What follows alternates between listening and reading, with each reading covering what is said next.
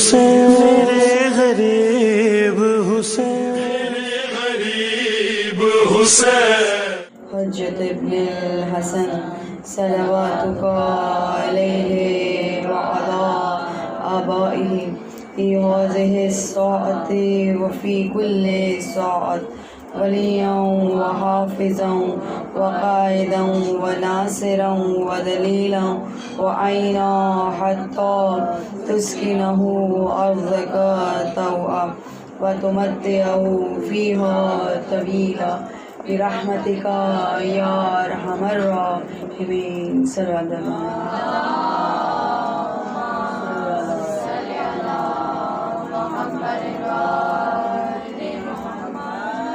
بسم اللہ الرحمن الرحیم. الحمد للہ رب العالمین. الصلاة والسلام علی اشرف الانبیاء المرسلین خیر المبشرین ومنذرین وشفیع المذنبین المخاطب بطہ یاسین النبی المؤید ورسول المسدد ابی القاسم محمد.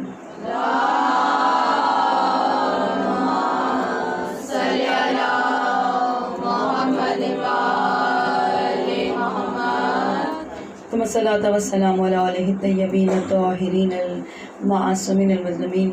اما بعد فقد قال اللہ تبارک تعالی فی الکتابہ المبین. بسم اللہ الرحمن الرحیم. رب اشرح لی صدری ویسر لی امری واحلل عقدۃ من لسانی یفقہوا قولی یا مقلب القلوب ثبت قلبی علی دینک. بسم اللہ الرحمن الرحیم. فمن یعمل مثقال ذرۃ خیرا یرہ ومن یعمل مثقال ذرۃ شرا یرہ. صلوات علی محمد.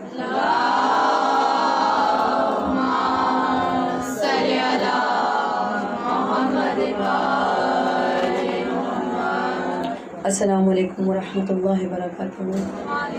بے شک تمام تر تعریفیں اور تمام تر حمد و ثنا اس پروردگار عالم کے لیے جو مشتاقین کے لیے راستوں کو کھول دیتا ہے، جس کے راستے کسی کے لیے بھی بند نہیں ہوتے. امام فرماتے ہیں اے باری الہ تیری طرف آنے والے تمام راستے کھلے ہوئے ہیں، میں تیری طرف آنے والی راہوں کو کھلا ہوا پاتا ہوں. یہ امام کی دعا ہے جو 14 مناجات میں دعائے مشتاقین کے لیے، جو اللہ کا مشتاق ہے، جو اللہ کے لیے اللہ کو اپنے لیے بہترین جانتا ہے. فرماتے ہیں سبحانک ما اجیک طرق علی من لم تکن دلیلہ وما وأوضحک الحق عند من ہدیتہ السبیل. پروردگار اس تو پاک ہے، اس کے لیے راستے کتنے تنگ ہیں جس کا تو رہبر نہیں ہے، اور پروردگار اس کے لیے راستے کتنے واضح ہیں جس کا اللہ تو رہبر ہے، تو دینے والا ہے، تو بتانے والا ہے. جو بھی اللہ کے راستے پر چلتا ہے یقیناً وہ حق تک پہنچ جاتا ہے. البتہ مشکل ہے.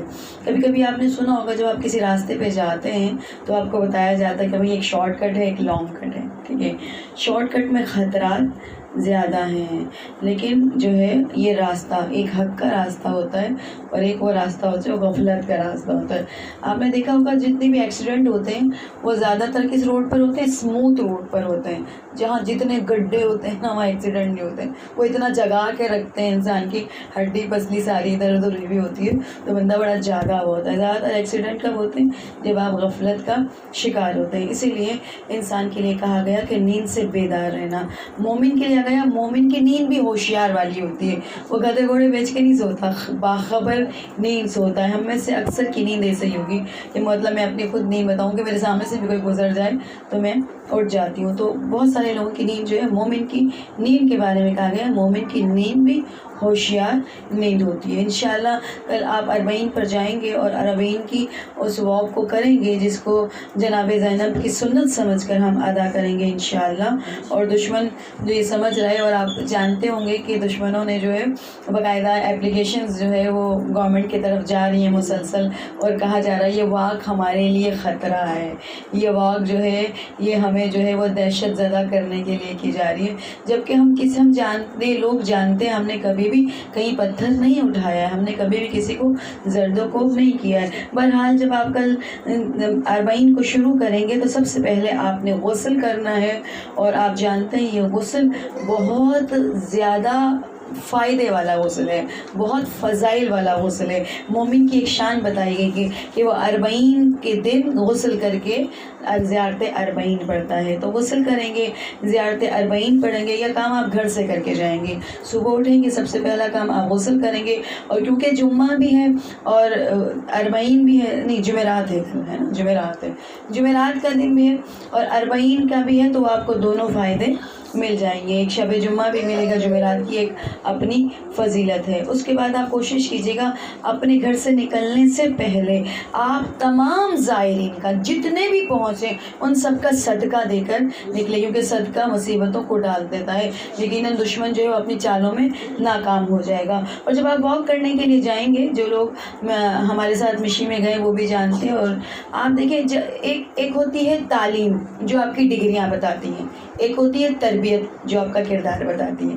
ڈگریاں تربیت نہیں بتاتی، کردار تربیت بتاتی ہے کہ تربیت کیسی ہوئی ہے۔ تو ہم نے ڈگریاں نہیں دکھانی، ہم نے تربیت دکھانی ہے۔ تو کوشش کیجیے راستے کے اندر تبرکات کا انتظام بھی ہوگا، بہت کچھ ہوگا، تو آپ جو ہے وہ گن جو ہے وہ سڑکوں پہ مت پھینکیں، شاپر لے جائیں۔ ہم اکثر، میں اپنے بچوں کو بھی سکھاتی ہوں اور خود بھی ایسے ہی کرتی ہوں، گاڑی میں بھی ہم ہوتے ہیں، کبھی میں کوشش کرتی ہوں گاڑی سے بچوں کو عادت نہ ہو کہ فوراً اٹھایا اور کچرا پھینک دیا، تو ہم گاڑی کے اندر شاپر رکھتے ہیں، یا کسی مجلس میں جاتی ہوں تو کہتی ہوں بیگ میں ڈال دو، بیگ سے نکال کے باہر ڈالا جا سکتا ہے۔ ایسا نہ ہو کہ ہماری واک ختم ہو، لوگ کہیں کہ یہ دیکھو شیعہ کتنا گن کر کے گئے ہیں، یہ کتنے گندے لوگ ہیں اور گن کر کے جاتے ہیں۔ تو ہمیں تربیت دکھانی ہے، اپنی تربیت آپس میں۔ دیکھیں، ایک میں نے آپ کو پہلے بھی کہا تھا، جب ہم زیارت پہ جاتے ہیں، جب ہم کسی نیک کام کے لیے جاتے ہیں، تو اس میں سب سے بڑی چیز جو نوٹ ہوتی ہے وہ ہمارا اخلاق ہے، اور اپنے اخلاق کو ہم اتنا بہترین بنائیں، کیونکہ ظاہر رش ہوتا ہے۔ تو میں نے جو مشاہدہ کیا ہے، اکثر جب ہم رش والی جگہ پہ ہوتے ہیں تو کسی کو دھکا دینا ہماری جو ہے وہ ارادہ نہیں ہوتا، لیکن کیونکہ لوگ پریشر سے جا رہے ہوتے ہیں، خود بخود بعض دھکے خود بخود لگ رہے ہوتے ہیں۔ تو یہ تھوڑی سی سمجھنے کی کوشش کریں، بعض چیزیں خود بخود ہوتی ہیں۔ بچوں کو بھی یہ فرق بتائیں، کیا چیز ہوتی ہے جو جان بوجھ کر ہوتی ہے، کیا چیز ہوتی ہے جو بھولے سے ہو جاتی ہے۔ بچوں کو یہ فرق ہوگا تو بچہ ہر کسی کا دشمن نہیں بنے گا۔ ورنہ آپ دیکھیں بچے کبھی گھما رہے ہوتے ہیں، کوئی چیز کسی کو لگ جاتی ہے، بچے کہتے ہیں فلاں نے مار دیا، تو میں بولتی ہوں نہیں، مارا نہیں بیٹا، لگ گیا۔ مارنے میں اور لگنے میں فرق ہوتا ہے۔ یہ ڈفرینشیٹ آپ بچوں کو بتائیں گے تو کیا ہوگا کہ بچے جو ہے وہ ہارش نہیں ہوں گے، بچے جو ہے ہر کسی کے اوپر ہائپر نہیں ہوں گے۔ درود پڑھ دے گا محمد علیہ۔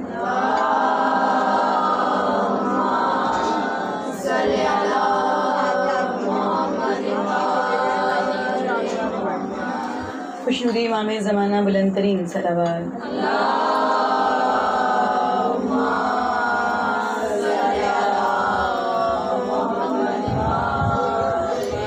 آج بھی میں ایک دشمن اہل بیت کی تمنا سن رہی تھی اور مجھے ہنسی بھی آ رہی تھی، کہہ رہے تھے کہ نا یہ گورنمنٹ ہمیں دیتی نہیں ہے، ہماری تمنا ہے ایک دن کے لیے، مطلب 1 مہینہ محرم کا ہمیں دے دیں، پھر ہم لاٹھیاں لیں گے اور ہم بتائیں گے شیعوں کا ہم کیا کر سکتے ہیں۔ خام خیالی ہے یہ تمنا، دل کی حسرت جو انشاءاللہ دلوں میں رہ جائے گی۔ پروردگار عالم کا احسان ہے، اس نے ہمارے دلوں میں محبت اہل بیت پیدا کی ہے، اور ہم امن والے لوگ ہیں۔ اگر ہم جنگ کرنے پر آئیں تو کوئی مقابلہ نہیں کر سکتا ہمارا۔ اگر ہم جنگ کرنے پر آ جائیں اور ہم میدان میں آ جائیں تو کسی کی ہمت نہیں ہے مقابلہ کرے۔ لیکن ہمارے علماء کرام نے، ہمارے معصومین نے ہمیں امن کرنا سکھایا ہے، ہمیں کردار سکھایا ہے، ورنہ اگر مقابلے میں آئیں تو رہ نہیں سکتے۔ ہاں البتہ ہم مقابلہ کرتے ہیں، ہم جانتے ہیں کہ ہمارے ممبروں کو کس نے برباد کیا، یہ آپ لوگوں کی ذمہ داری ہے۔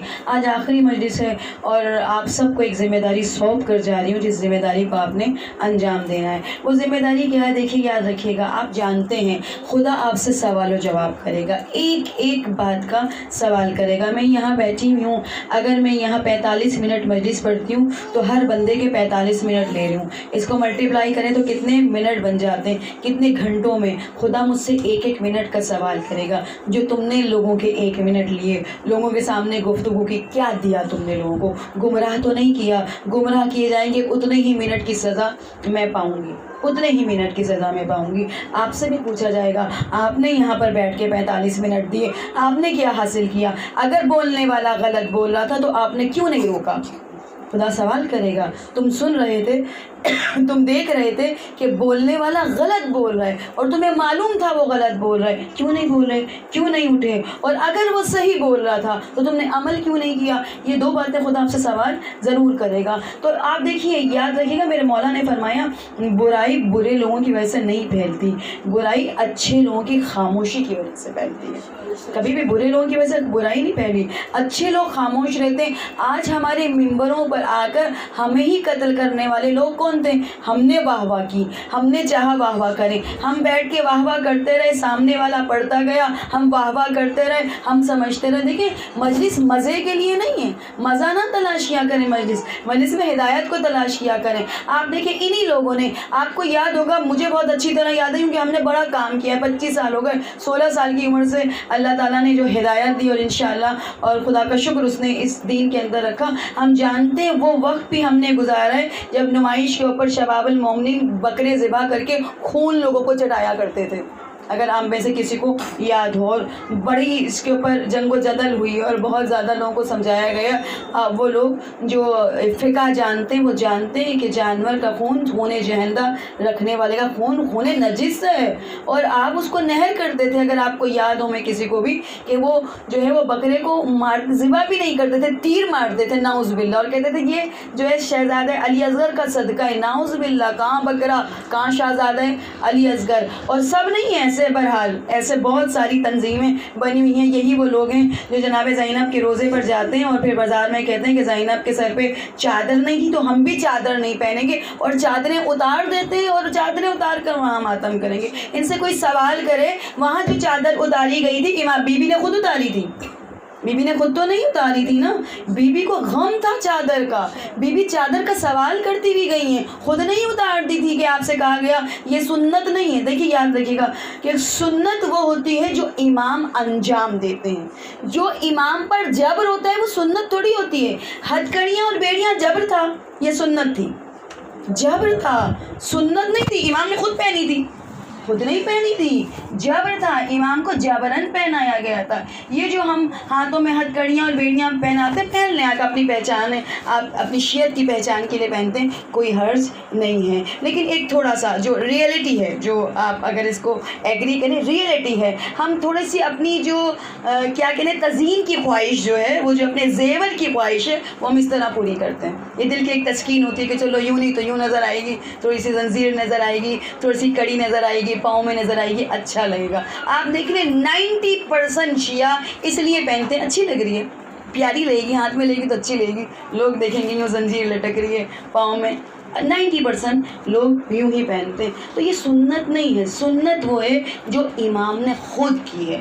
جو اگر ہم سنت ادا کرنا شروع کریں تو قتل بھی کرنا شروع کریں, ہے نا, اپنے آپ کو ذبح ہونا بھی شروع کر دیں. سنت نہیں ہے, سنت امام خود ادا کرتا ہے. جناب زینب کی یہ سنت ہو سکتی ہے کہ وہ چادر کو اتار کے پھینک دیں؟ یہ کہاں کا انصاف ہے کہ آپ مسائل پڑھنے لگیں تو آپ اپنے سر سے دوپٹے کو اتار دیں؟ کہاں لکھا ہے؟ کسی امام نے کہا, کسی مجتہد نے کہا کہ دوپٹہ اتاریں گے تو مسائل زیادہ اچھے ہوں گے؟ کسی مجتہد نے نہیں کہا, کسی امام نے نہیں کہا. معصوم تو فرماتے ہیں کہ تمہاری جو اصلیت ہے وہ تمہارا حجاب ہے, تمہاری پہچان تمہارا حجاب ہے. آپ دیکھیے 40 سال روایتوں میں لکھا ہوا ہے 40 سال, لیکن اگر آپ ڈیوائڈ کریں تو 35 سال بنتے ہیں کہ مولا زندہ رہے.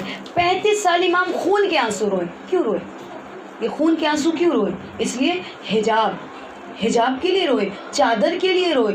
35 سال خون کے آنسو روئے, اس لیے نہیں روئے کہ خود اتار دیا جائے. امام کے لیے بہت اہم ترین ہے حجاب. وہ لوگ جو یہ سمجھتے ہیں کہ اس طرح کامیاب ہو جائیں گے, حیرت ہوتی ہے مجھے ان لوگوں کے اوپر. آپ سوچئے اگر یہی ہوتا تو بڑا آسان تھا دین, پھر تو جنت بڑی آسان تھی. آپ دوپٹہ اتاریں تو آپ جو ہے وہ جنت میں پہنچ جائیں گے, آپ زری چھو لیں تو آپ جنت میں پہنچ جائیں گے, آپ ایک نعرہ لگائیں تو جنت میں پہنچ جائیں گے. اتنی آسان نہیں ہے جنت. جنت کے لیے کربلا جیسا سپاہی چاہیے. البتہ امام کے چاہنے والوں کو جنت ملے گی, لیکن کیا تمام تر سزاؤں کو بھگتنے کے بعد. یہ غلطی کی ہم نے. میں بہت سارے ایسے لوگوں کو جانتی ہوں اور ریسرچ کرتی ہوں, ایسا نہیں کہ میں ایسے ہی آپ سے بات کر رہی ہوں, بہت بڑی ریسرچ ہے میرے پاس. دبئی میں ایسی ایسی آڈیو موجود ہیں جنہوں نے ممبر پر بیٹھ کر علماء کرام کو، آیت اللہ خمینی کو گالیاں دیتے ہیں یہ لوگ، آیت اللہ سیستانی کو بیٹھ کر گالیاں دیتے ہیں، وہ لوگ نہ جن کے پاس دین کا علم ہے نہ دنیا کا علم ہے، نہ دین میں کوئی پی ایچ ڈی ان کے پاس ہے،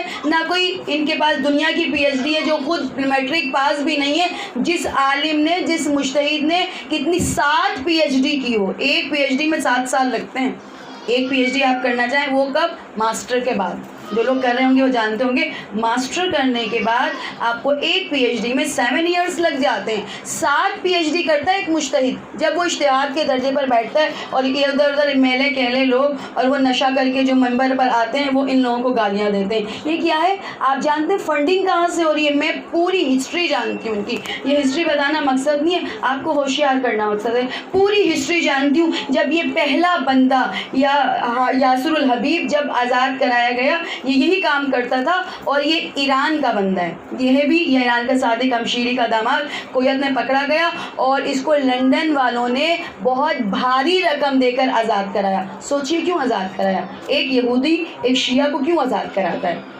کیوں آزاد کرا رہا ہے؟ پیچھے ان کے عزائم میں ان کو ایک اہل بیت چینل کھول کے دیا، 2 چینل کھول کے دیے، جس چینل کے اوپر نعوذ باللہ خود رسول خدا کی ازواج مطہرات کو گالیاں دی جاتی ہیں، گالیاں۔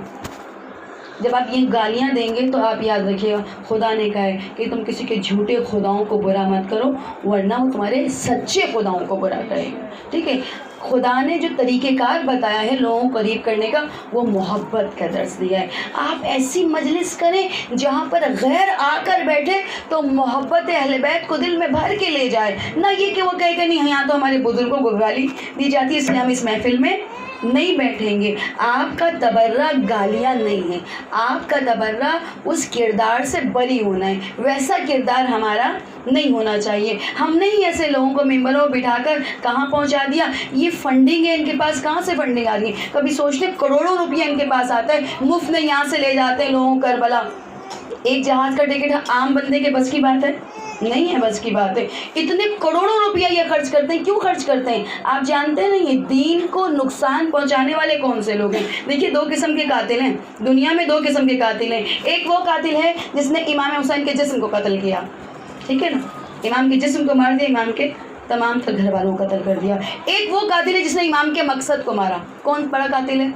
جسم کو مارنے والا بڑا قاتل نہیں ہے، مقصد کو مارنے والا بڑا قاتل ہے۔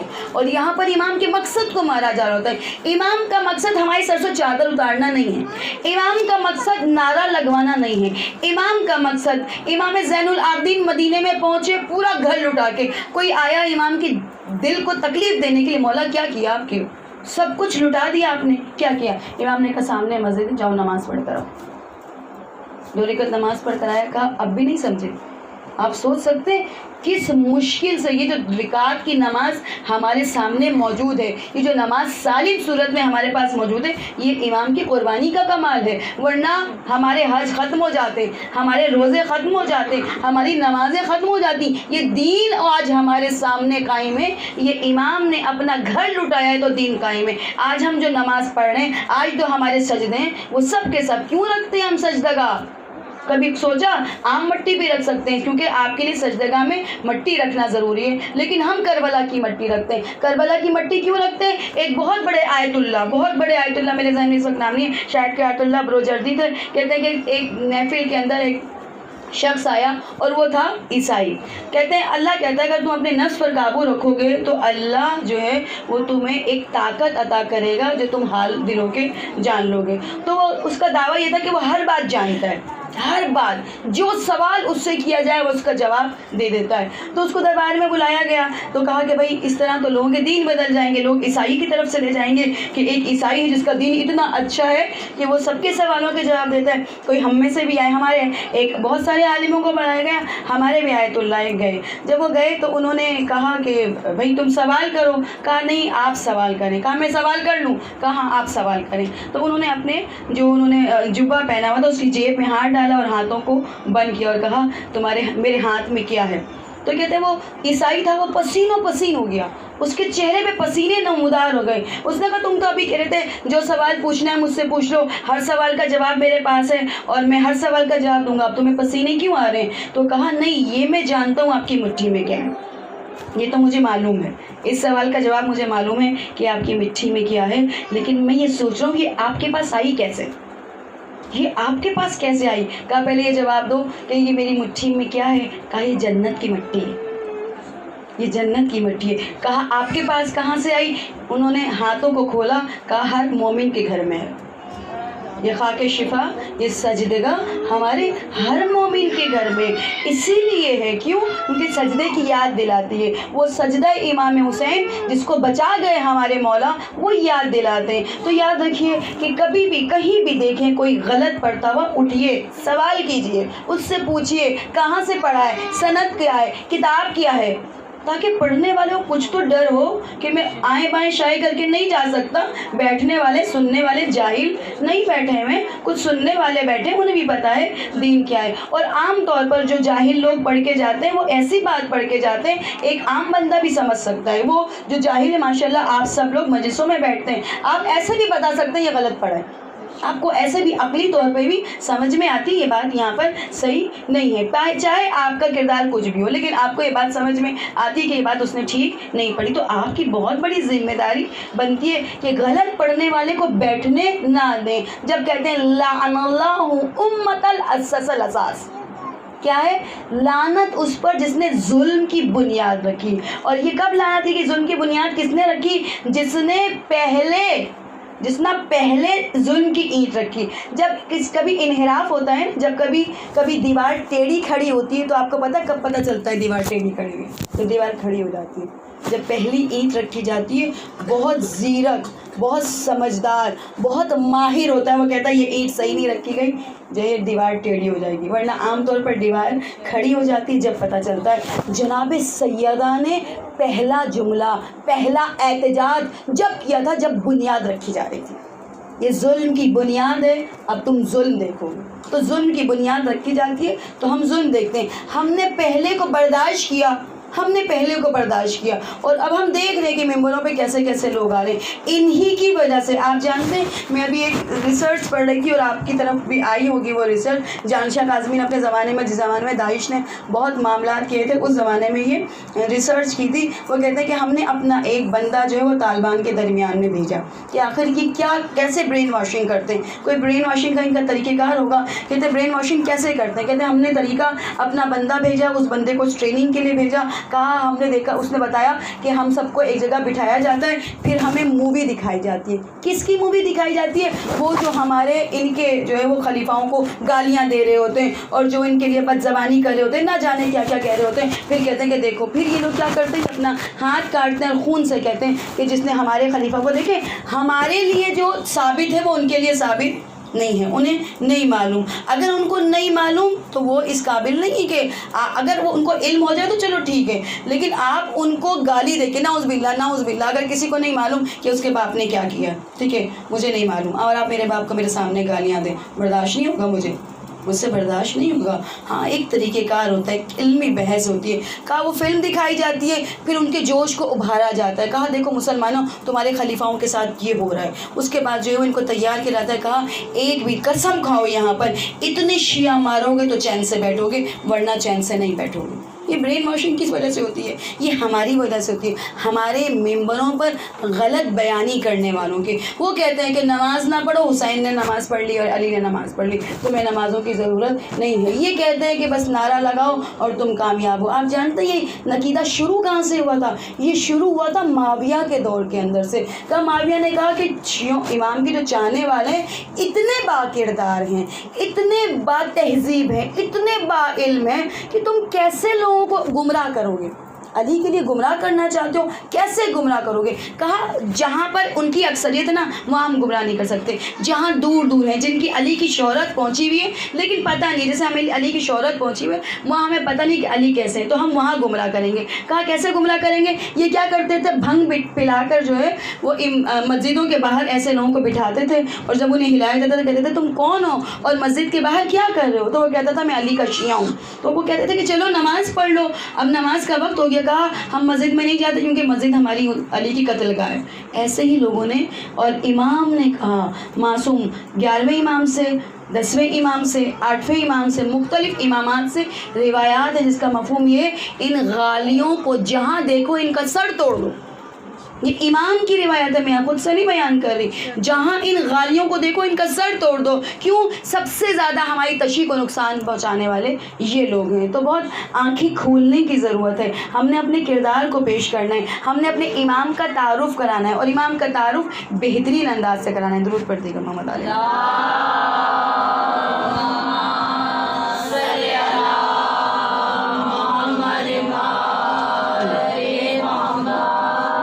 اور جو بات آپ کو سمجھ نہیں آتی, جہاں آپ کو لگتا ہے کھٹکا یہ بات صحیح ہے نہیں, کسی عالم سے رجوع کریں. وہ ہمارے پاس خدا کا شکر ہے اور دور جدید میں جی رہے ہیں. آپ ڈائریکٹ آیت اللہ خامنہئی سے فتوے منگوا سکتے ہیں, آپ ڈائریکٹ آیت اللہ سے پہلے نہیں تھے یہ حالات, اب تو بہت آسان ہو گیا. اب تک علماء ہماری پہنچ کے اندر ہے, دور نہیں ہے. آپ کسی بھی سوال کا جواب پوچھ سکتے ہیں ان سے. یاد رکھیے گا, ایک ایک کام جو میں نے انجام دیا, ایک ایک لمحہ جو میں انجام دے رہی ہوں, اس کا سوال و جواب ہے. یہاں بیٹھنے کا, یہاں سانس لینے کا, یہاں سے اٹھ کے جانے کا, ایک ایک لمحے کا مجھے جواب دینا ہے. خدا نے کہہ دیا ذرہ برابر تمہاری نیکی کو بھی دیکھیں گے, ذرہ برابر تمہاری برائی کو بھی دیکھیں گے. میں نے مولانا صادق صاحب سے یہ واقعہ سنا جو میں آپ سے بیان کر رہی ہوں. کہتے ہیں کہ ہلا جو عراق میں گئے ہوں گے, ہلا وہ جگہ ہے جو اہل تشیع کی بہت زیادہ اکثریت ہے اور بہت محبت اور پاکیزہ قسم کے لوگ وہاں پر موجود ہیں. ہلا میں وہ مسجد بھی موجود ہے. اگر آپ نے وہ بہت سارے ذاکرات سے وہ واقعہ سنا ہوگا جہاں بکرے کو ذبح کرنے والا واقعہ پیش آیا تھا, وہ مسجد بھی جہاں امام زمانہ خود آئے تھے, امام زمانہ کے نام سے وہ مسجد بھی ہلا کے اندر موجود ہے. اور جناب امام زمانہ کے نام کی بہت ساری مسجد ہلا کے اندر موجود ہیں. اور جب حالات بہت خراب ہوئے تھے تو سب سے زیادہ جو تباہ کیا گیا تھا جس شہر کو, وہ ہلا تھا. ہلا کو سب سے زیادہ تباہ کیا گیا تھا. کہتے ہیں وہاں کی ایک مسجد تھی, اکبر خوئی, آیت اللہ خوئی کے والد تھے. آیت اللہ خوئی آیت اللہ سستانی سے پہلے جو اجتہاد کے درجے پر گئے اور بہت علم تھا ان کے پاس, ان کے والد بھی جو ہے وہ اجتہاد کے درجے پر فائز تھے, اکبر خوئی. وہ کہتے ہیں اپنے زمانے کا ایک واقعہ بیان کرتے ہیں, کہتے ہیں کہ ہمارے زمانے میں جو ہے ایک شخص تھا جو مسجد کا مؤذن تھا. کبھی ایسا نہیں ہوا کہ وہ وقت پر نہ پہنچا, کبھی. 40 سال ہو گئے, 40 سال میں ایک مرتبہ بھی ہم نے اس کو قضا ہوتے ہوئے نہیں دیکھا. آج 40 سال میں پہلا دن تھا, پہلا دن کہ وہ نہیں آیا. اور لوگ باتیں کر رہے تھے, گفتگو کر رہے تھے کہ آج کیا ہوا, کبھی بھی ایسا نہیں ہوتا. تو وہ جو ہے وہ مسجد سے نکلے اور اس کے گھر پہنچے. پتہ چلا کہ وہ گھر میں اپنے آپ کو ایک کمرے میں بند کر کے بیٹھا ہوا ہے اور کسی سے بھی ملنے سے اس نے انکار کر دیا, وہ کسی سے ملنا نہیں چاہتا. لوگ گفتگو کرتے ہوئے گزر رہے تھے, اکبر خوئی کو پتہ چلا کہ لوگ کہہ رہے ہیں کہ پتہ نہیں اس کے ساتھ کیا واقعہ پیش آیا ہے, یہ اندر سے گھر والے یہ بتا رہے ہیں اس نے اپنے آپ کو کمرے میں بند کر لیا اور یہ زاروں قطار رو رہا ہے, زاروں قطار رو رہا ہے. اب لوگوں کو سمجھ میں نہیں آیا, لوگوں نے بہت محنتیں کی لیکن آخر تھک ہار کے واپس چلے گئے. جب سب چلے گئے تو اکبر خوئی جو ہے وہ اس میں ملنے کے لیے گئے اور دروازہ بجایا, یعنی بیٹے نے بتایا کہ اس کمرے کے اندر وہ موجود ہیں. رونے کی آواز آئی تھی, دبکل باب کیا. انہوں نے کہا کہ میں کسی سے ملنا نہیں چاہتا اور آپ یہاں سے چلے جائیں. اکبر خوئی نے ایک بات کی, ایک ضرب لگائی, ایک چوٹ لگائی اور کہا کہ میں خدا سے کہوں گا, ایک سید زادہ ایک مؤذن سے ملنے آیا تھا اور مؤذن نے سید زادہ سے ملنے سے انکار کر دیا. یہ جانے لگے تو انہوں نے روکا, انہوں نے کہا ٹھیک ہے میں آپ کو بلاتا ہوں لیکن میرے بیٹے کو اندر داخل مت کیجیے گا, آپ اکیلے کمرے کے اندر آئیے گا. وہ کمرے کے اندر داخل ہوئے, اس نے دروازہ بند کر دیا. آپ بیٹھ گئے, اکبر خوئی ان کے سامنے بیٹھ گئے, وہ بھی بیٹھ گیا. اس نے ایک چادر اپنے ارد گرد لپیٹی ہوئی تھی اور زاروں قطار رو رہا تھا. تو اکبر خوئی نے پوچھا کیا ہوا, آپ کا اتنا گریا کیوں ہے؟ تو اس نے چادر ہٹائی تو وہ آدھے حصے سے جلا ہوا تھا, اور اس بری طریقے سے جلا ہوا تھا کہ اس کی چربی پگھل رہی تھی, پگھل کے گر رہی تھی. تو اکبر خوئی نے پوچھا کہ یہ کیا واقعہ پیش آیا, یہ ظلم ایسا کس نے کیا؟ یہ کہتا ہے کہ میں آپ کو بتاتا ہوں, یہ میرے ہی اعمال ہیں, یہ جو ہیں یہ میرے ہی اعمال ہیں. جب میری روزانہ کی عادت ہے, میں نماز شب کے وقت اٹھتا ہوں, نماز شب پڑھتا ہوں اور کچھ دیر کے لیے آ جاتا ہوں, پھر دوبارہ مسجد میں جاتا ہوں. میں مسجد کے سارے کام کر کے آ گیا اور میں مسجد میں آنے کے بعد سارے کام کرنے کے بعد آیا اور میں سو گیا. تو میں نے خواب میں دیکھا میں مر گیا ہوں اور جو ہے میرا نامہ اعمال میرے سیدھے ہاتھ میں دیا جا رہا ہے. کہتے ہیں نا جب آپ وضو کریں اور جب آپ سیدھے ہاتھ پر پانی ڈالیں تو اللہ سے دعا کریں, اے اللہ جب نامہ اعمال دینے کا وقت آئے تو میرے سیدھے ہاتھ میں نامہ اعمال دینا, الٹے ہاتھ میں نامہ اعمال مت دینا. تو میرے سیدھے ہاتھ میں نامہ اعمال دیا گیا اور مجھے جو ہے گزارا گیا, جہاں سے گزارا گیا وہاں سے مجھے جنت کا پروانہ دے دیا گیا کہ یہ جنت کا پروانہ ہے اور جنت تمہارے لیے اور یہ راستہ ہے جنت کا, اس راستے سے تم جاؤ. میں نے دیکھا کہ جنت کا جو راستہ بتایا گیا تھا وہ بالکل وہی تھا جو کتابوں میں لکھا ہوا تھا, پل صراط, بال سے زیادہ باریک, تلوار سے زیادہ تیز, اور اس میں جو ہے وہ چوکیاں بنی ہوئی تھی, چیک پوسٹ جس کو کہتے ہیں, تقریباً 7-8 چیک پوسٹ تھی. اور ہر چیک پوسٹ پہ جب میں اس تلوار جیسی باریک سی چیز پر چل رہا تھا, کیونکہ اعمال بہت اچھے تھے, نمازیں بہت اچھی تھی, تو وہ میرے لیے بالکل ایک راستے کی طرح تھی, تلوار کی طرح نہیں تھی, ایک راستے کی طرح تھی. اور میں کیونکہ میری نماز اچھی تھی میں نے وہ پار کر لیا, کیونکہ میرے روزے اچھے تھے پار کر لیا. ولایت علی ابن ابی طالب کو میں مانتا تھا, پار کرتا چلا گیا.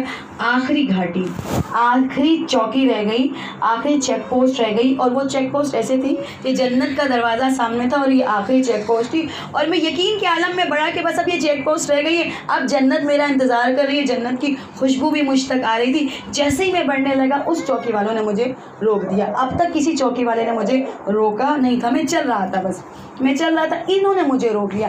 یہ آخری چوکی جانتے ہیں کس کی ہے؟ یہ صلہ رحمی اور امانت کی ہے. اور یہ وہ جگہ ہے جہاں پر بڑے بڑے پھسل جائیں گے. اسی لیے کہا گیا کسی کی بات بھی امانت ہے, کسی کا راز بھی امانت ہے, کسی کا عیب جانتے ہیں وہ بھی امانت ہے. چھپائیے, آپ چھپائیں گے اللہ آپ کی چھپائے گا.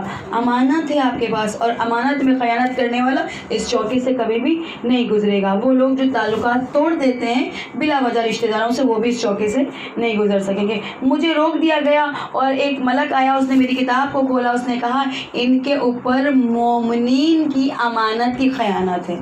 تو کہتا ہے میں چونک گیا, میں نے اپنی زندگی میں کبھی بھی خیانت نہیں کی, خیانت کا ایک پیسہ, کیونکہ مسجد کا بیت المال بھی میرے پاس آتا تھا, پیسے بھی میرے پاس جمع ہوتے تھے, تو میں نے کبھی بھی خیانت نہیں کی. تو میں کہتا تھا کیسے یہ کام کیسے ہوا, میں نے تو کبھی بھی خیانت نہیں کی, یہ کیسے ہو گیا. آپ دیکھیں یہاں پر سمجھ میں آتا ہے کتنی ذرہ برابر گناہ کا سزا ملنے والا ہے, جس کو ہم کنسیڈر بھی نہیں کرتے. تو کہتے ہیں کہ اس کو بھی دکھاتے ہیں, اس کی فلم دکھاتے ہیں, اور کہتے ہیں کہ تمہیں پتہ ہے نا کہ جو مسجد کا سارا سامان آتا ہے جو مومنین چندہ دیتے ہیں اس سے آتا ہے نا, مسجد کا فرش ہے, مسجد کی جھاڑو ہے, مسجد کا پوچھا ہے, وہ سارا کا سارا مومنین کے پیسوں سے آتا ہے. تو مسجد کی جھاڑو بھی مومنین کے پیسوں سے آتی ہے. تم نے کیا کیا, تم نئی جھاڑو مسجد کے لے کر آئے, پرانی جھاڑو تم اپنے گھر لے گئے. اب اس پرانی جھاڑو کا حساب دو. میں تو کبھی اس واقعے کو پڑھتی ہوں تو میں کہاں جاتی ہوں, کہتی ہوں یا اللہ کیا ہوگا ہمارے ساتھ, کیا ہوگا.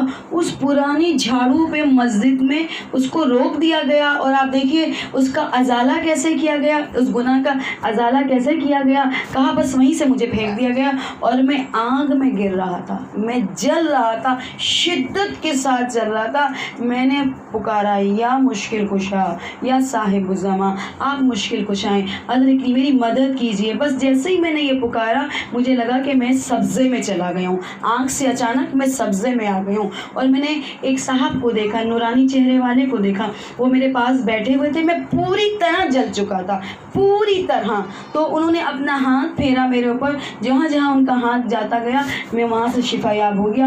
کچھ جگہ میری رہ گئی جلنے سے جو جلی ہوئی تھی. تو کہا کہ دیکھو بہت بہتر ہے تمہارے لیے کہ دنیا کے گناہ کی سزا تمہیں دنیا میں مل جائے, آخرت تمہارے لیے پاک ہو جائے, آخرت تمہارے لیے بہتر ہو جائے, دنیا کی سزا تمہاری دنیا میں مل جائے. اس کو بھی میں ٹھیک کر سکتا ہوں, لیکن یہ اس کا کفارہ ہے, اگر چاہو تو کر دوں, توبہ کرو. کہا نہیں, میں اس کی سزا دنیا میں ہی دیکھنا چاہتا ہوں, تاکہ جب میں جانے لگوں تو اس گھاٹی پہ نہ روکوں, میں فوراً جنت کی طرف جاؤں. تو امام بھی فرماتے ہیں خدا کے واسطے اپنے گناہ دنیا میں ہی بخشوا لو, کوشش کرو دنیا میں. یہاں پر آؤ گے اس کے بعد سزا بہت سخت ہے, یہاں بہت ذرہ برابر نیکی کی بھی سزا ہے, اور ذرہ برابر آپ نے گناہ کیا ہے اس کی بھی سزا ہے. بہت مشکل ہے اپنے آپ کو بچانا, لیکن اگر انسان عادت بنا لے. دیکھیں ہر چیز کے لیے ایک مشق ہوتی ہے نا. ایک وہ انسان جو نہیں چلتا اس کے لیے چلنا مشکل ہے, ایک وہ جو چلتا ہی رہتا ہے, کہتا ہے کتنا چلنا ہے, چلو آپ دیکھیں ایک ہم اپنے طالب علمی کا زمانہ بتا رہے ہیں، ہم کالج میں پڑھتے تھے، ایک دیہات سے ایک آدمی ہے، اس نے کہا سندھ جو ہے حیدرآباد یہاں سے کتنی دور ہے؟ ہم نے بتایا اتنے کلومیٹر. کہا پیدل چلیں گے تو کتنا وقت لگے گا؟ میں نے کہا کیوں پیدل جاؤ گے بھائی، کرایہ لے لو. کہا نہیں ہم عادی ہیں، ہم تو پیدل چلتے ہیں، ہم پیدل چلنے کے عادی ہیں. یہ دیہات کے لوگ ہوتے ہیں نا پیدل چلنے کے عادی ہوتے ہیں. ہم پیدل اس کو لگ ہی نہیں رہا تو ہم سوچے تھے ہم تو تھوڑا سا کالج کے زمانے میں ذرا پیدل زیادہ چلتے ہیں تو ہمیں لگتا ہے کہ کیسے چلیں گے. تو جو انسان جس چیز کی مشق کر لیتا ہے اس کا عادی ہو جاتا ہے. آپ چلنے کی مشق کر لیں، آپ بھوکے رہنے کی مشق کریں، آپ اپنے آپ کو کنٹرول ہر چیز کی مشق کریں. جب آپ مشق کریں گے تو انشاءاللہ آپ امام زمانہ کے لیے اپنے آپ کو تیار کریں گے. کیسے تیار کریں؟ مثلا میں آپ کو چھوٹی سی بات بتاؤں، لائٹ چلی گئی ہے، آپ کے گھر میں جنریٹر بھی ہے، یو پی ایس بھی ہے، تھوڑی دیر گرمی میں بیٹھے رہیں، برداشت کریں، اپنی برداشت کو بڑھائیں. پیاس لگ رہی ہے تھوڑی دیر برداشت کریں، بھوک لگ رہی ہے برداشت کریں تھوڑی دیر. اپنے اتنی ایک مشق کریں، اپنے آپ سے پوچھیں درود پڑھ دیں محمد علی محمد.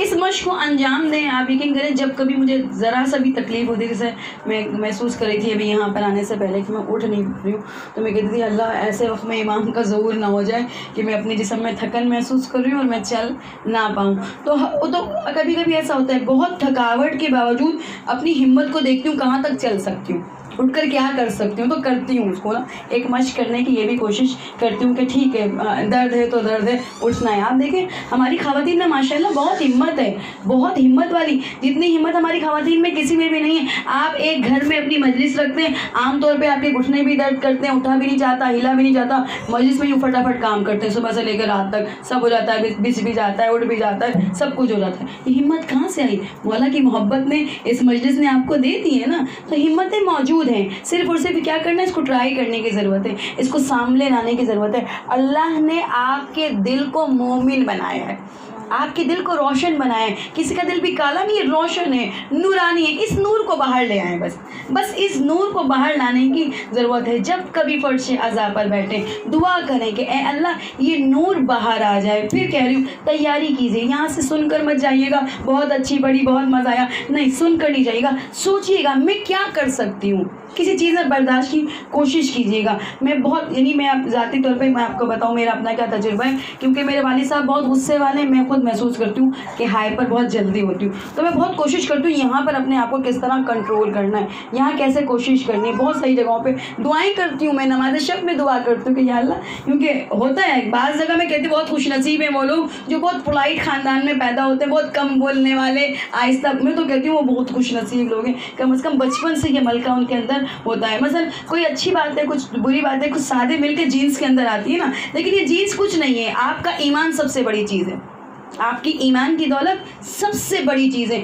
آپ دیکھیں جینس کے اندر یزید کا خون ہوتا ہے اور صرف تربیت ہوتی ہے تو اس کو یزید بنا دیتا ہے نا. معاویہ کون ہے؟ یزید کا بیٹا ہی تھا نا.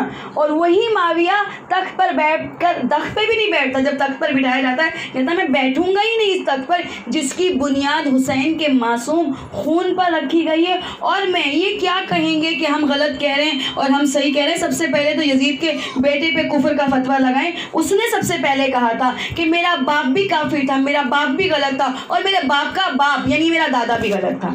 اسی کے نام پر اس کا نام رکھا گیا تھا نا. تو آپ دیکھیں خون کی تاثیر بدل دیتی ہے ایک انسان کی تربیت. اگر آپ کو صحیح مل جائے، صحیح سننے کو مل جائے، یہ تربیت کے لیے دعا کیا کریں کہ اللہ آپ جہاں پہنچے. یقین کریں ہم کسی مجلس میں جاتے ہیں، ہم رکھتے ہیں اپنے لیے ایک وقت رکھتے ہیں، صرف سننا ہی نہ، صرف سنانا نہ ہو، لوگوں کو سننے کے لیے بھی ایک وقت رکھتے ہیں. پھر سننے کے لیے صحیح کا انتخاب کرتے ہیں. یہ نہیں دیکھتے کہ کہاں ملائی ملے گی اور کہاں مکھن ملے گا. ہم یہ دیکھتے ہیں کہ کہاں سننے کو اچھا ملے گا، میرے دین کے لیے، میرے نفس کے لیے ضروری ہے. سننے کے لیے ایک اچھا انتخاب کرتے ہیں. جب ہم پڑھتے تھے، مجالس نہیں پڑھتے تھے، مدرسے میں تھے، تو ہم اپنے استاد سے یہ کہا کرتے تھے کہ استاد مجلس پڑھنی نہیں آئی، سننی آ گئی. پڑھنی نہیں آئی ابھی، لیکن سننی آ گئی ہے. اگر مجلس سننا آ جائے آپ کو تو کوشش کیجئے ایسی جگہ پر جہاں پہنچیں اور کہیں ایسی جگہ پہنچ جائیں جہاں غلط پڑھا جا جائے، وہاں ذمہ داری آپ اٹھیں، آپ بولیں یہ سند مجھے بتائی جائے، کس سند سے پڑھنا ہے. پڑھنے والا آپ کو سند بتائے گا، اور کہیں آئیں بائیں شائیں کیے تو وہ سند نہیں بتا سکتا، وہ بتا نہیں پائے گا سند. آپ دیکھیے جناب زینب سلام اللہ علیہ کے بارے میں بہت ساری خرافات اڑائی گئی تھی.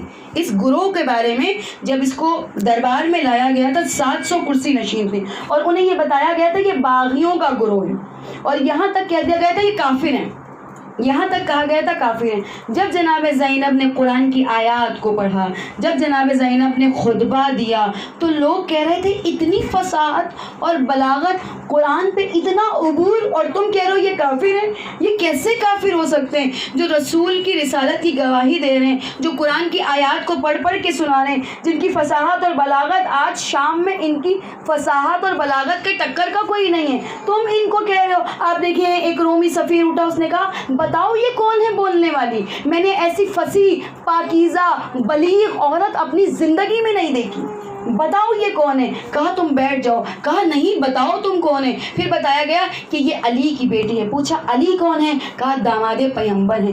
اچھا آخری رسول، تمہارے آخری رسول، مسلمانوں کے آخری رسول.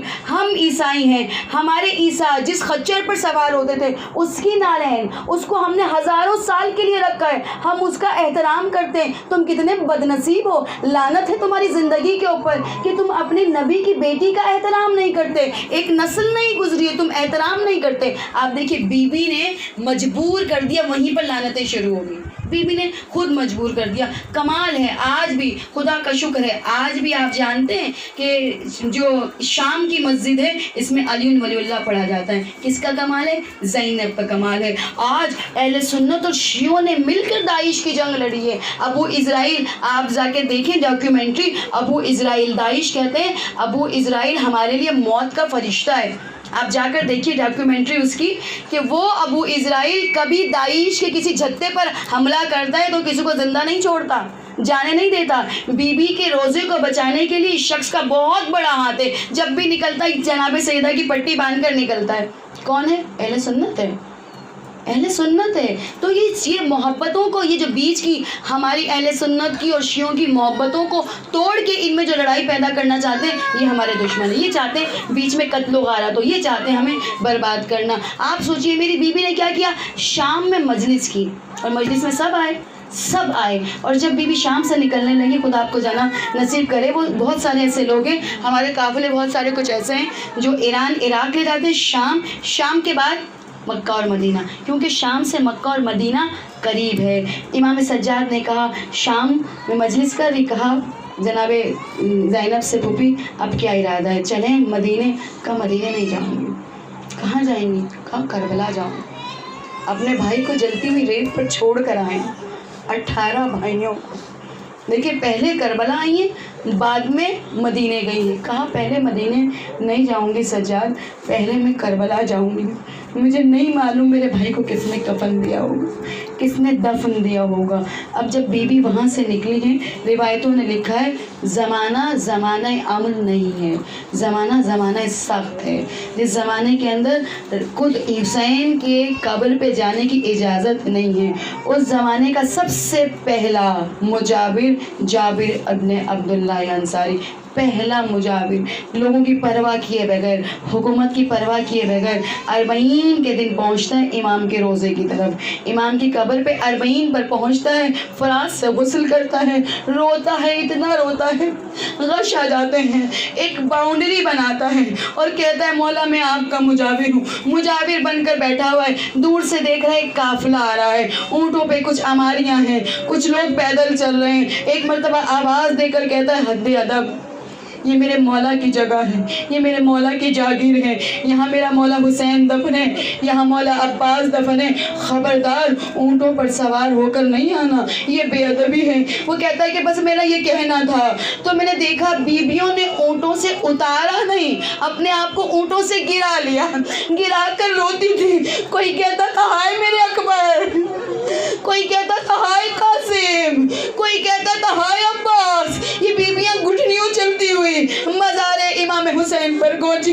کوئی اس جگہ پر جا کر تڑپتی جہاں قبر تڑپتا تھا، کوئی اس جگہ کا جا کر روتی تھی جہاں قاسم کا لاشا تھا، کوئی اس جگہ جا کر بیان کرتی تھی جہاں ننھا اصغر دفن کیا گیا تھا، کوئی اس جگہ بیان کرتی تھی جہاں عباس کے بازو تھے۔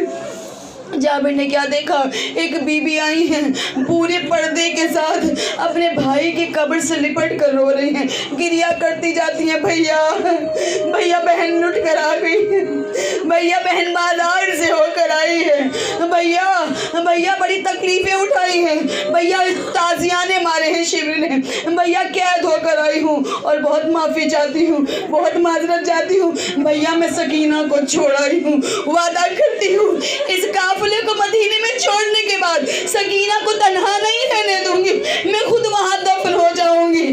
اس وعدے کو میری بیوی نے پورا بھی کر دیا۔ آج سکینہ جہاں دفن ہے اسی کے قریب جناب زینب سلام اللہ علیہ کا مدفون ہے۔ میرا سلام اس بیوی کے اوپر۔ ہر بیوی کربلا میں ماتم کرتی تھی، ہر بیوی کربلا کے اندر رو رہی تھی۔ میرے مولا ایک مرتبہ کھڑے ہوئے تھے، جابر آئے، جابر نے کہا اس قافلے کے سالار آپ؟ کہا ہاں میں ہی ہوں۔ کہا میں امام کے بیٹے سجاد سے ملنا چاہتا ہوں جو جوان سال ہے۔ میرے مولا نے کہا جابر، چچا جابر آپ نے مجھے نہیں پہچانا، میں ہی سجاد ہوں۔ جابر قدموں میں گر گئے، کہتے سجاد بتائیے، امام سجاد بتائیے کیا واقعہ پیش آیا؟ امام بتاتے ایک ایک کی شہادت کو بیان کرتے اور جابر دل پکڑ کر رہ جاتے ہیں، ہائے میرے مولا۔ اور جب یہ کہا گیا، جابر جانتے ہو تمہارے مولا کے ساتھ کیا ہوا؟ 3 دن کے بھوکے پیاسے تھے، 13 ضربوں کے ساتھ، 1-2 ضرب نہیں لگی۔ اللہ تعالیٰ خدا کسی کو، میرا مولا کبھی جاتا ہے نا بازار میں، وہ جانوروں کے گوشت کو لٹکا ہوا دیکھتا ہے تو رو پڑتا ہے۔ اس کو ذبح کرتے ہوئے پانی پلایا تھا؟ لوگ کہتے ہیں ہاں پلایا تھا۔ کہا ایک ہی بار سے ذبح کیا تھا نا، زیادہ بار تو نہیں لگائے تھے، چھری تیز تھی نا، 2 ضرب نہیں لگانا، 2 ضرب لگانے کے لیے بھی منع کیا گیا کیونکہ 2 ضربیں لگانے سے جانور کو زیادہ درد ہوگا۔ پھر مولا آسمان کی طرف دیکھتے ہوئے کہتے ہیں اے اللہ جانور کو بھی ایسے ذبح نہیں کیا جاتا جیسے میرے بابا حسین کو ذبح کیا گیا۔ اور جابر کا یہ حال ہے کہ غش کھاتے ہیں اور اٹھ جاتے ہیں۔ اب امام سے کہتے ہیں جابر بس میرے قلب سے برداشت نہیں ہوتا، جابر میرے قلب سے برداشت نہیں ہوتا۔ کہا جابر نے کہا، جابر کو کہتے ہیں مولا ذرا میرے آنکھوں کی طرف دیکھیے۔ اب آنکھوں سے آنسو نہیں جاری تھے، اب آنکھوں سے خون جاری تھا۔ جابر تڑپ کر کہتے ہیں آقا اب کون سی منزل ہے؟ اتنے مسائل بتا دیے، دل کٹ کے رہ گیا۔ کہا جابر میرا امتحان سنیے، جو غیرت کا امتحان میں دے کر آیا ہوں۔ روایتوں نے لکھا ہے، میرا دل کہتا ہے امام جابر سے بیان کر رہے تھے، عباس کی قبر میں لرزہ طاری تھا، کیا بیان کر رہے تھے؟ جابر میں ان پھوپھیوں اور بہنوں کو بغیر پردے کے بازار میں لے گیا، بے مکنا و چادر بازار۔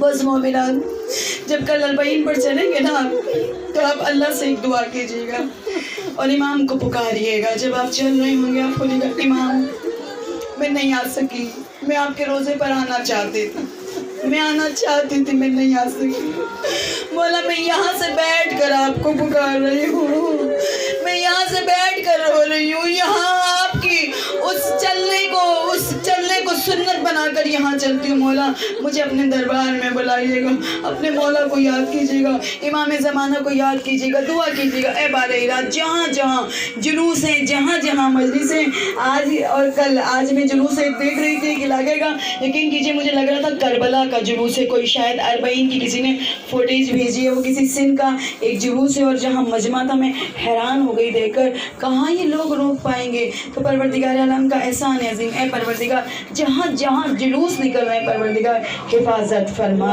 آپ سب لوگوں نے صدقہ نکالنا ہے، کوشش کیجیے گا 2 رکعت نماز تمام مومن مومنات کی حفاظت کی نیت سے پڑھ کر اپنے گھر سے نکلیں انشاءاللہ۔ پروردگار تجھے واسطہ محمد آل محمد کا ہم دعا کرتے پروردگار تیری طاقت سے اس جلوس کو شروع سے آخر تک ہم چل سکیں پروردگار ایمان کی زندگی، ایمان کی موت عطا فرما، جو کچھ سیکھا اس پہ عمل کرنے کی توفیق عطا فرما۔ اے پروردگار واسطہ محمد آل محمد मोहम्मद का। जो गोदियाँ वीरान हैं उनको आबाद कर दे, जो आबाद है उनकी तरबियत की सही तौफीक अता फरमा।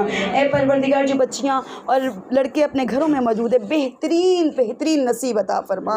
ए परवरदिगार जो बीमार हैं, चाहे जिस्म के हैं चाहे रूह के हैं, परवरदिगार शिफाए कामला और आजिला अता फरमा। परवरदिगार नहीं मालूम आप कौन सा दुख लेकर बैठे हुए हैं, कौन सा दुख। आज शबे जुमेरात है, कल शबे जुम्मा होगी, आप रोएंगे तो अपने गमों को याद नहीं कीजिएगा। 2 दिन ऐसे ही मेरा दिल नहीं करता मैं दुआ मांगूँ, यकीन कीजिए किसी के लिए भी मांगने का दिल नहीं करता। एक आशूर का दिन, एक चेलू का दिन, 1-2 का नहीं 72 का चेलूम है, 72 का चेलूम मनाने जाएंगे। बस पुरसा दीजिएगा। मौला मेरा गम कुछ नहीं है, मुझे किसी चीज़ की ज़रूरत नहीं है, मैं आपके पुरसे के लिए आई हूँ। एक एक कदम पे पुरसा देते हुए जाइएगा। ए मौला या जनाब सैयदा हमारे पुरसे को अपनी बारगाह में कबूल करें, हमारे असीरों को रिहा कर दीजिए। परवरदिगार तुझे वास्ता मोहम्मद आले मोहम्मद का करबला, ख़ास तौर पे करबला के शहीद और जितने शहीद अब तक किए जा रहे उन तमाम शहदा के इंतकाम लेने वाले इमाम ज़माना के ज़हूर में ताजील फरमा, उनके नूर से हमारी आंखों को मुनव्वर फरमा। ए परवरदिगार तुझे वास्ता मोहम्मद आले मोहम्मद का हमें इमाम के खादिमीन और नासरीन में जगह अता फरमा। रब्बना तक़ब्बल मिन्ना इन्नका अंतस समीउल अलीम व सयअलमुल लज़ीना ज़लमा अय्यमुन कलिबून लअनल्लाहु उम्मतन क़तलतका लअनल्लाहु उम्मतन ज़लमतका लअनल्लाहु उम्मतन समिअत बिज़ालिका फ़रज़ियत बि वातमिर सही।